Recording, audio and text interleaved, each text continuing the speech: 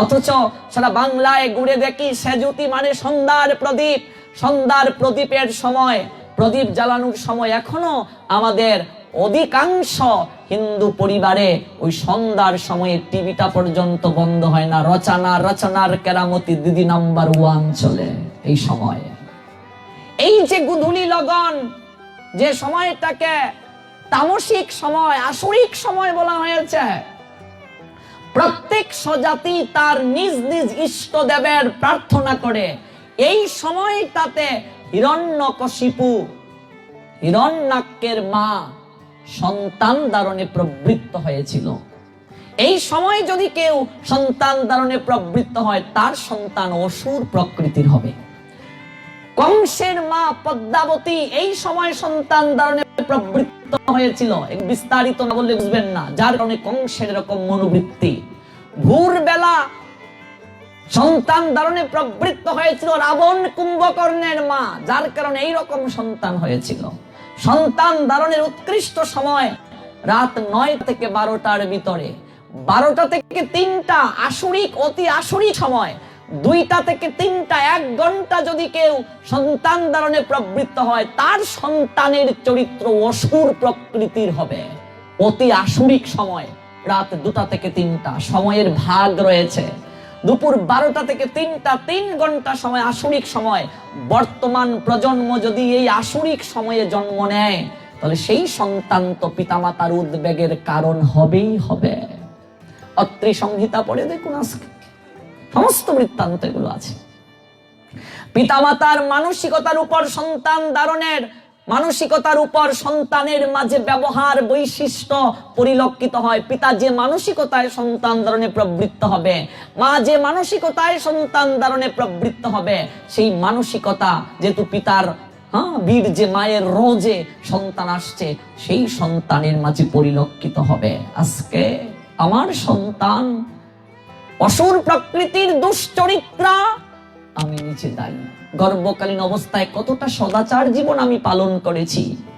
এই 10 মাস 10 দিন একজন মায়ের কর্তব্য কি প্রহ্লাদের মা কয়াদু দেখিয়ে দিয়েছেন। দেবর্ষি নারদের গৃহ থেকে হরি কথা শ্রবণ করেছিলেন, কৃষ্ণ প্রসাদ গ্রহণ করেছিলেন, যার কারণে অসুর কুলে প্রহ্লাদের মতো বিষ্ণু ভক্তের জন্ম হয়েছিল। পন্থী দেখিয়ে দিয়েছিলেন কি করে সদাচার ভাবে সন্তান নিতে হয়। দেবতার প্রসাদে মন্ত্রের মাধ্যমেই তো নিয়েছিলেন, যদিও তাদের জন্ম মিলনের মাধ্যমে নয়। পঞ্চপাণ্ডবের স্নান করে কতটা সদাচার হয়ে নিতে হয়, যার কারণে আজকে যুধিষ্ঠিরের মতো ধার্মিক সন্তান লাভ করেছিলেন। এই বিষয়গুলো বিস্তারিত আলোচনা আবশ্যক। তারপর দিন রয়েছে, ক্ষণ রয়েছে, তিথি রয়েছে, লগ্ন রয়েছে। কেউ যদি সুসন্তান লাভ করতে চায়, ধার্মিক সন্তান লাভ করতে চায়, আমি চ্যালেঞ্জ করে বলতে পারি, শাস্ত্রের নিয়মে সদাচার পন্থায় কেউ যদি সন্তান ধারণে প্রবৃত্ত হয়, সেই সন্তান অবশ্যই অবশ্যই এবং অবশ্যই ধার্মিক সৎ চরিত্রের আদর্শ গুণাবলী লাভ করবে। এরপরে সংস্কার তো দিতে হবেই। সদ্গুণ নিয়ে জন্ম নিলেও সংস্কারের অভাবে মানুষের চরিত্র নষ্ট হয়ে যায়। যে যার সঙ্গ করে সে তার বর্ণ ধরে। তোমার সন্তান কার সঙ্গে চলছে, এগুলো তোমাকে খবর নিতে হবে। সন্তানকে স্নেহ করা যেমন প্রয়োজন, শাসনও প্রয়োজন। আজকে ধৃতরাষ্ট্র সেটা করতে পারেন নাই বলে ধৃতরাষ্ট্রের সামনে, তার কাকা বিদুরের সামনে, তার কাকা বাবার বাবা দাদু মহামহিম বিশ্বের সামনে, গুরুদেবের সামনে, অস্ত্রগুরুর সামনে, কুলপুরোহিতের সামনে, এমনকি নিজের বড় ভাই, তাদের সবার সামনে যে সন্তান ভ্রাতৃবধূ, বড় ভাইয়ের বউ মানে মাতৃ সমতুল্যা, ভাইয়ের বউয়ের যে সন্তান শাড়ি টানতে পারে, বাপের সামনে কতটা নির্লজ্জ হলে সেটা সম্ভব হয়।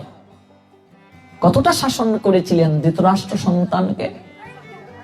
তুমি পিতা, ধৃতরাষ্ট্রের চরিত্রের মাধ্যমে দেখিয়ে দিলেন বাপের সামনে যে সন্তান কুলবধূর শাড়ি টানতে পারে, কতটা সংস্কার পেল সংসার থেকে। গুরুদেবের সামনে যে সন্তান ভ্রাতৃবধূর বস্ত্রকে টানতে পারে, কারণ কি? জন্মটা দেখুন দুর্যোধনের, কেন সেই রকম হলো? তার মা গর্ভকালীন অবস্থায় কি করছিলেন গান্ধারী, একটু ভেবে দেখুন। ধৃতরাষ্ট্রের মানসিকতা কি ছিল ভেবে দেখুন, মহাভারত থেকে সব প্রশ্ন পেয়ে যাবেন। আজকে এগুলোর সমাজে বড় অভাব, একটাই কারণ, আমরা শাস্ত্র পড়ি না। অধিক্ষিত অবস্থায় কেউ যদি সন্তান নেয়, সহবাস করে, সেই সন্তান অবশ্যই দুশ্চরিত্র এবং অসুর প্রকৃতির হবে।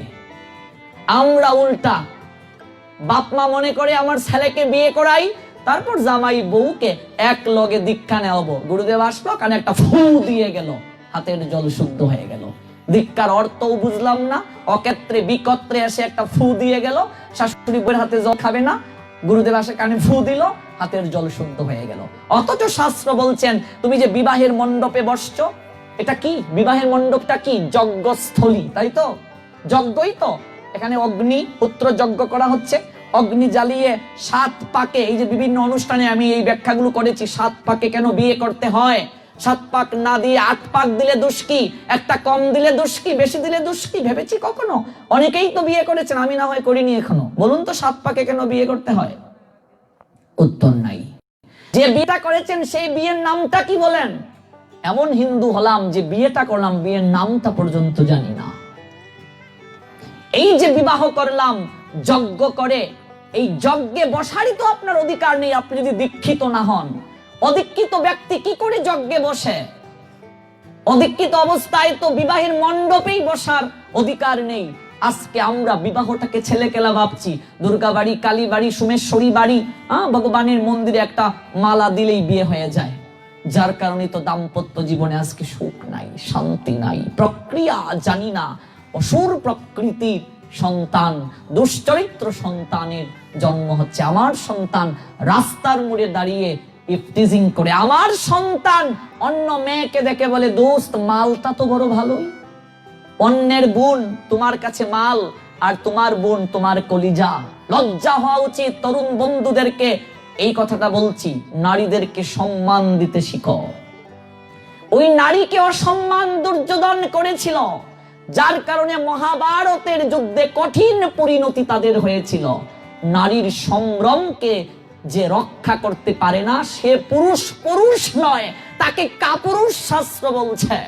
এই সনাতন শাস্ত্র নারীকে যতটা মূল্যায়ন করেছে, পৃথিবীর আর কোন শাস্ত্র নারীকে এত মূল্যায়ন করেন নাই। আজকে নারীকে দেবী রূপে পূজা করে সনাতন শাস্ত্র, কুমারী পূজা। নারীকে দেবী রূপে স্থান দিয়েছে সনাতন শাস্ত্র, যে নারীর মাঝে আদ্য শক্তি মহামায়ার স্বরূপ রয়েছে। এই জন্য আজকে নারী শক্তি মানে প্রকৃতির অধীন হচ্ছে সমস্ত জগৎ সংসার। দেখবে মা কালীর পায়ের নিচে শিব, এটার অর্থ এই নয় স্ত্রীর পায়ে স্বামী। প্রকৃতির অধীন, প্রকৃতি মানে শক্তি, নারী মানে হচ্ছে সমস্ত শক্তির আধার। Power house and mitochondria, extreme power house all of world. সমস্ত বিশ্ব ব্রহ্মাণ্ডের শক্তির আধার হচ্ছে নারী। ওই নারীর অধীন সমস্ত জগৎ সংসার। নারীকে ভগবান যখন সৃষ্টি করলেন, এমন কিছু উপাদান দিয়ে ভগবান সৃষ্টি করলেন যে নারী বিভিন্ন জায়গায় বিভিন্ন পরিবেশে নিজেকে মানিয়ে নিতে পারে। জলের নিয়ায় যে পাত্রে রাখে সে পাত্রে আকার ধারণ করতে পারে।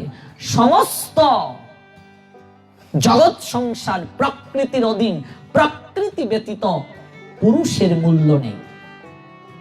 এই জন্য নারীকে সম্মান করতে হবে এবং নারী পুরুষ উভয়ের সমন্বিত প্রভাবে যেহেতু আমি, অবশ্যই আমাকে সন্তান ধারণে প্রবৃত্ত হওয়ার পূর্বে, বিবাহে প্রবেশের পূর্বে অবশ্যই আমাকে বৈদিকভাবে বিষ্ণু মন্ত্রে দীক্ষিত হতে হবে, শাস্ত্রের নিয়মে সন্তান ধারণে প্রবৃত্ত হতে হবে। তাহলেই দেখবে জগৎ সংসারে তুমি সুখ লাভ করবে। রবিবার, সংক্রান্তি, একাদশী, দ্বাদশী, ত্রয়োদশী, পূর্ণিমা, অমাবস্যা, আরো এইভাবে অনেক তিথি আছে যে তিথিতে কখনো সন্তান ধারণে প্রবৃত্ত হওয়া যাবে না। এই বিষয়গুলো নিয়ে একটা পোস্ট আছে আমার আইডি রাহুল কৃষ্ণ দাস, সার্চ করে নেবেন, ফেসবুক আইডি। এই আইডিতে ঢুকে পড়ে নেবেন, এখানে একটা কার্ড আছে, পড়ে প্রবচনের পরে নিয়ে যাবেন, সেখানে লিংক দেয়া আছে, এখানে বিস্তারিত এই বিষয়ে ব্যাখ্যা আছে, আমরা সেই বিষয়ে যাচ্ছি না, একটু স্পর্শ করলাম। যে কথাটা বলছিলাম সেটা হচ্ছে এই যে মাইকেল জ্যাকসন আজকে প্লাস্টিক সার্জারির মাধ্যমে গায়ের বর্ণ তিনি চেঞ্জ করলেন।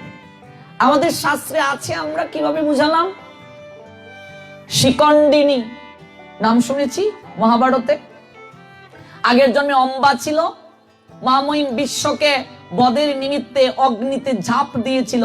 মানুষ যে চিন্তায় মৃত্যুবরণ করবে, গীতায় ভগবান নবম অধ্যায় রাজবিদ্যা রাজগুহ্য যুগে বলছেন পরবর্তী জন্মে তার সেইভাবে দেহ আসবে। অম্বা শিকন্ডিনী হয়ে জন্ম নিলেন, পাঞ্চালীর বড় বোন হয়ে, দ্রুপদের পুত্র হয়ে,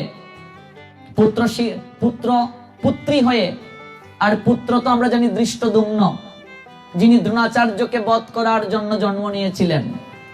এই যে দ্রুপদের পুত্রী শিকন্ডিনী, সেই শিকন্ডিনী যুদ্ধে অংশগ্রহণ করবে। শকুনি একটা চাল কেটেছিল, যুদ্ধে নারীর প্রবেশ অধিকার নাই, শিকন্ডিনী আর যুদ্ধে যেতে পারবেন না। তারপর তিনি দক্ষ মহারাজের মাধ্যমে সাধনার গুণে প্রার্থনা করে নারী থেকে পুরুষে রূপান্তরিত হয়েছিলেন। শিকন্ডিনী থেকে Shikhandi, that means plastic surgery. Test টিউবের মাধ্যমে সন্তান উৎপাদনের প্রক্রিয়া।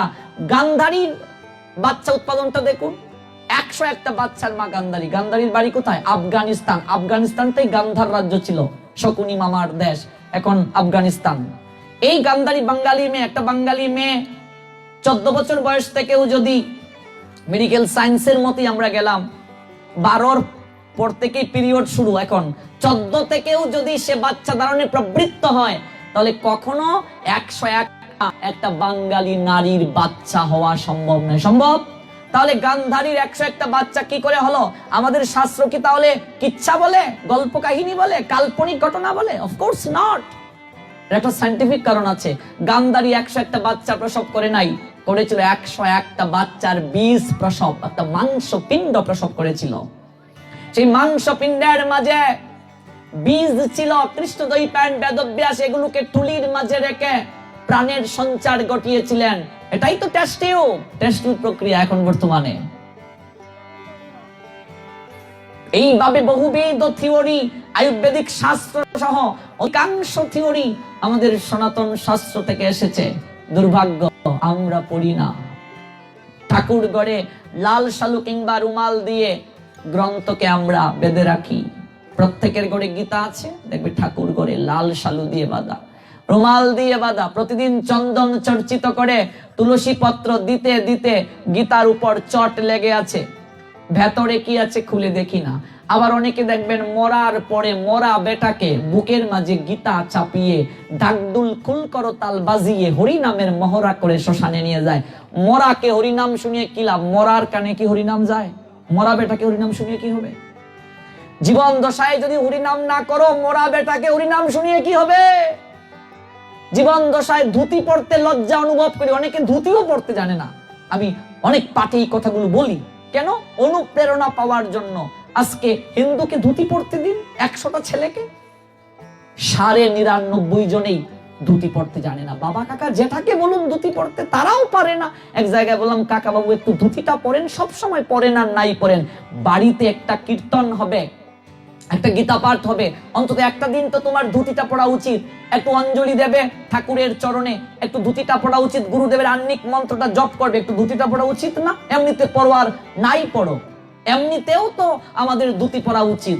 পারছি না, অন্তত এই বিশেষ অনুষ্ঠানে তো পড়াটা উচিত। কাকাবাবু বলে, একবারই পড়ছিলাম জীবনে, ঠাকুরদা পড়িয়ে দিয়েছিল। কোন সময়? বিয়ের সময়। আমি কই, কাকাবাবু ভাগ্যিস এখন বিয়াতে কুচিওয়ালা ধুতি কিনতে পাওয়া যায়, নাহলে হিন্দুর বিয়ে করাই 12টা বেজে যেত। কুচিওয়ালা ধুতি কিনতে পাওয়া যায়। আমি হিন্দু, লজ্জা হওয়া উচিত, আমি ধুতি পড়তে জানি না। এর চেয়ে লজ্জার হতে পারে না। কেমন হিন্দু তুমি?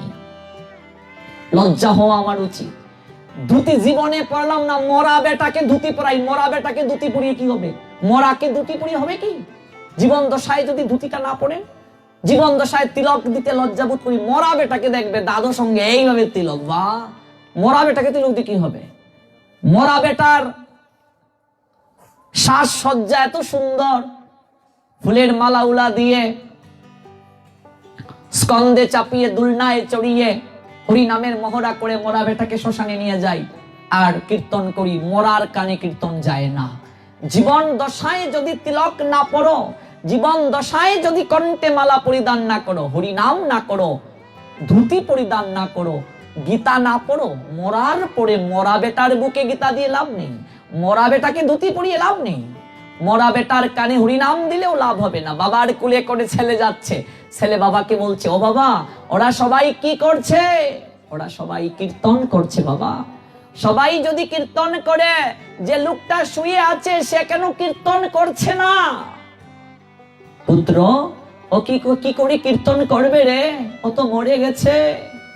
মরে গেলে তো কেউ কীর্তন করতে পারে না বাবা, হরিনাম করতে পারে না বাবা। মরে গেলে যদি কেউ হরিনাম কিংবা কীর্তন করতে না পারে, তোমাকে তো একদিনও হরিনাম কিংবা কীর্তন করতে দেখি নাই, তাহলে তুমিও কি মরে গেছো? আমরা জীবিত থেকেও মরার দলে। অধিকাংশ লোকই সংসারে নামমাত্র জীবিত, কিন্তু মরার দলে। অধিকাংশ লোকই আমরা নামমাত্র জাগ্রত, কিন্তু ঘুমাউরার দলে। এই জন্যই তো গৌর হরি জগৎ জীবকে জাগানোর জন্য মহামন্ত্র দান করলেন।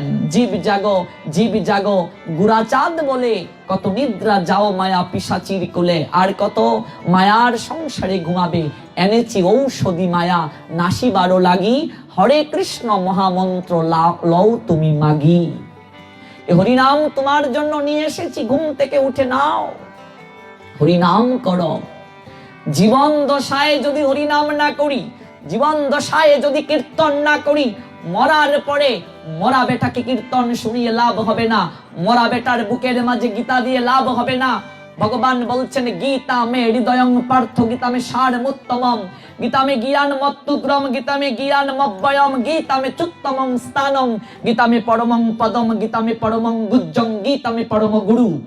গীতাশ্রয়হম তিষ্ঠামি, গীতা মে পরমং গৃহং, গীতা জ্ঞানং সমাশ্বরিত্ব ত্রিলোকিং পালয়াম্মহম। ভগবানের হৃদয়ে গীতা, ভগবানের গুরু গীতা, ভগবানের পরম পদ গীতা, ভগবানের ঘর আবাস গীতা। গীতার জ্ঞানকে আশ্রয় করে ভগবান জগৎ সংসারকে প্রতিপালন করে থাকেন। ভগবানের হৃদয়ে যদি গীতা হয়, আমরা কি করে মরার পরে অপবিত্র দেহের মাঝে এই গীতাটা দেই? ভেবে দেখুন কতটা পাপ অপরাধ করছি আমরা।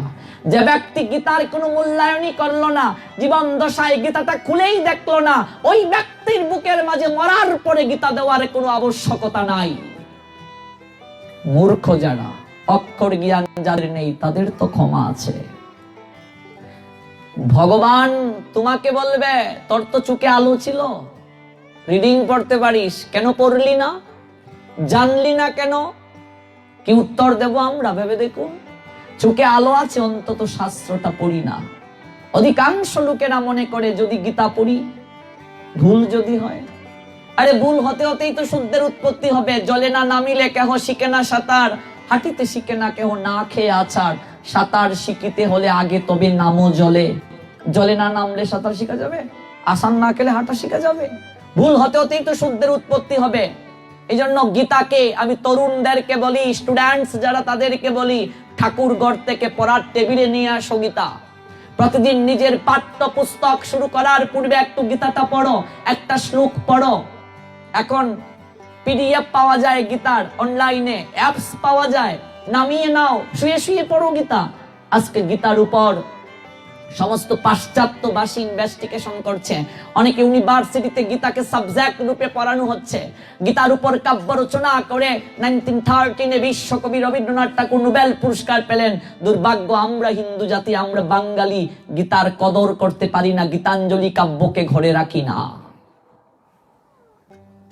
আজকে শাস্ত্র পড়ি না বলেই সমাজের বুকে এতটা কুসংস্কার।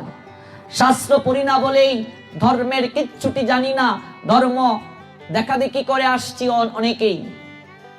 গীতার ভেতরে প্রবেশ করুন, দেখবেন আপনার জীবনের সমস্ত প্রশ্নের সমাধান আপনি পেয়ে গেছেন। আপনি কেমন করে কর্ম করবেন, আপনার কেমন করে জ্ঞান হওয়া প্রয়োজন, আপনার ভক্তি কিভাবে জাগ্রত হওয়া প্রয়োজন, আপনি সেটা জানতে পারবেন। 100 মাস্টার্স পাস করুয়া ছেলে মেয়েকে বলুন গীতার শ্লোক বলার জন্য, অধিকাংশরাই বলতে পারবে না। অথচ ছোট্ট বয়সের বাচ্চাকে কোরআন তেলাওয়াত করতে বলেন, এমন কেউ নাই যে ধার্মিক মুসলমানরা যারা কোরআন তেলাওয়াত করতে পারে না, সবাই পারে, অন্তত 1-2টা হলেও পারে। আজকে কোরআন তেলাওয়াতের পরে যখন বিভিন্ন জায়গায় গীতা পাঠের জন্য বলা হয়, আমরা একে অপরকে ঠেলি, আর যদিও গিয়ে উঠে দাঁড়ায় একটাই শ্লোক, যদা যদা হি ধর্মস্য গ্লানির্ভবতি ভারত। আমার মুসলমান বন্ধুরা বলে, তোদের কি গীতাতে আর শ্লোক নাই? এটা তো শুনতে শুনতে আমরাই মুখস্থ করে লাইছি, অন্য কিছু থাকলে কম। যাবেন কোথায় আপনি? প্রত্যেকটা জাতির মাঝে ভালো গুণ রয়েছে, খারাপ গুণ রয়েছে। যে জাতির মাঝে যে ভালো গুণটা আছে আমরা সেটা গ্রহণ করতে পারি। প্রত্যেকটা জাতির মাঝেই তো ভালো গুণ আছে, খারাপ গুণ আছে। প্রত্যেক জাতির মাঝেই ভালো গুণ আছে। আপনি মুসলমান বলুন, খ্রিস্টান বলুন, বৌদ্ধ বলুন, প্রত্যেক জাতির মাঝে যে ভালো ভালো গুণটা আছে এটা আমরা গ্রহণ করতে পারি। খারাপটার দিকে আমাদের দৃষ্টি দেওয়ার প্রয়োজন নাই। শাস্ত্র বলছে কেবল ভালোটাকে দর্শন করো। প্রত্যেক জাতি থেকে ভালো গুণটা নিতে পারি। অমল পুরাণ ভাগবতকে বলা হয় অমল মানে যার মাঝে কোনো দোষ নাই, মল মানে দোষ। আমরা কারো মাঝে দোষ দেখব না, কেবল গুণটাকে দেখব, ভালো গুণটাকে গ্রহণ করব। আজকে আমাদের এই পরিণতির পশ্চাতে একটাই কারণ, ওদের মাদ্রাসা আছে, মক্তব আছে, যেখানে গিয়ে ওরা পড়াশোনা করে ধর্ম তত্ত্ব সম্পর্কে জানতে পারছে। আমাদের কোনো শিক্ষা প্রতিষ্ঠান নেই যেখানে গিয়ে আমরা পড়াশোনা করে জানতে পারবো। বিশেষ করে বাংলাদেশের কথা আমি বলছি। যদিও 1-2 দিন গীতা পাঠের জন্য আয়োজন করা হয়, অধিকাংশ মানুষের মাঝে একটা ভ্রান্ত ধারণা কাজ করে, বিশেষ করে তরুণদের মাঝে। গীতা ভাগবত পাঠে আমাদের যাওয়ার কোনো সময় হয় নাই। আজকে দেখুন সারা বাংলায় ঘুরে বেড়াই, আমার আসরগুলোতে সবচেয়ে মায়েদের সংখ্যাই বেশি হয়, কিন্তু আপনাদের এই বলাকুটে কি নারীদের সংখ্যা এত কম, এত কম? তার কারণ কি? কারণ আমাদের মাঝে এই চেতনা এখনো জাগ্রত হয় নাই। অনেকে দেখবেন বসে বসে সিরিয়াল দেখছি ঘরে বসে, স্টার জলসা, জি বাংলা, কালার্স বাংলা, ধ্বংস করলো সোনার বাংলা। এই রঙ্গবোড়া বঙ্গদেশের প্রতিটা ঘরে ঘরে সন্ধ্যা হয়ে গেলেই দেখবে সিরিয়ালগুলো চলছে। আমি বিনোদনের বিরুদ্ধে কথা বলছি না, কিন্তু এই বিনোদন যদি আসক্তিতে পরিণত হয়ে যায়, আজকে সিরিয়ালগুলো কি শিক্ষা দিচ্ছে? 1টার 4টা 5টা বউ, পরকিয়া, যৌথ পরিবারগুলোকে ভেঙে ভেঙে খান হয়ে যাওয়া, নারী রাজনীতি, সমাজের মাঝে কূটনীতি, শ্বশুর শাশুড়ির প্রতি অশ্রদ্ধা ভাব জাগ্রত হওয়া। কি শিক্ষা দিচ্ছে সিরিয়ালগুলো? অথচ এই সিরিয়ালগুলোর প্রতি এতটা আসক্ত আমরা এই আসক্তিবোধ অল্পও যদি সিরিয়ালের প্রতি যতটুকু আসক্তি, অল্পও যদি সাধু সঙ্গের প্রতি থাকতো, তাহলে আজকে তো মায়েদের কম ভক্ত হওয়ার কথা ছিল না। এই আসক্তিটা আমাদের মাঝে নাই। আরে আমার এই কথাগুলো বারবার শোনা প্রয়োজন। দূর সম্পর্কের কাকা বাবুর এক ঘটনাটা বলি। কাকিমণি তখনকার স্টার জলসায় খোকা বাবু একটা সিরিয়াল দিত, এতটা প্রেমে পড়া পড়লো খোকা বাবুর, সংসার বেসে যাচ্ছে, সিরিয়ালের প্রতি আসক্তি। বুড়ো কিশোর কাকাবাবু চাকরি করে, রাত্রে আসবে, একটু ভালো মন্দ কথা এটাও নাই। কাকাবাবু দেখলো অবস্থা খুব খারাপ, আমার বউরে খোকা বাবু লয়ে যাইব। বিশাল লোককে ফোন করেছে, ভাই একটু আইবেনি? দাদা আর কইস না, তোর বৌদিরে তো খোকা বাবু লয়ে যাবো। ও দাদা, খোকা বাবু তো সিরিয়ালে, বৌদিরে কি করে নিব? আইলে পরে বুঝবে, আগে আয়। ভাই রে, একটু ডিশের লাইনটা যদি কেটে দিয়ে যেতে, আমার সংসার বেশি যাচ্ছে। ডিশের লাইন কেটে দিয়ে গেল। পুরো বিশ্ব চাকরি করে কাকাবাবু। পরের দিন অফিস থেকে আসলো, মেয়ের নাম রূপাঞ্জলি। রূপাঞ্জলি, মা তোমার মাকে বলো খাবার দাবার দিতে। খাবার আসবে কোত্থেকে বাবু? কেন? গ্যাস তো নাই। গ্যাস নাই কেন? গ্যাস নিলে তো অ্যানাউন্স করে নেওয়ার কথা। কখন নিল মা? তুমি মাকে সিরিয়াল দেখতে দেবে না, ডিশ লাইন কেটে দিয়েছো, মাও গ্যাসের লাইন কেটে দিয়েছে। এই বাংলাদেশে সারা বাংলায় ঘুরে বেড়াই 64 জেলাতে। এই ঘটনাটি বিভিন্ন পরিবারের ঘটনার সঙ্গে মিলে যাবে। আজকে সিরিয়ালের প্রতি যতটা আসক্ত বিশেষ করে মায়েরা, এর বিন্দু মাত্র আসক্তিবোধ যদি সাধু সঙ্গের প্রতি থাকতো, ধর্মের প্রতি থাকতো, তাহলে আমরা আমাদের মনুষ্য জীবনটাকে সার্থক করতে পারতাম। আমরা ধর্ম মানে মনে করি বৃহস্পতিবারে একটু লক্ষ্মীর ঘট বদলানো, একটু পাশালি পড়া, আর কিচ্ছু না।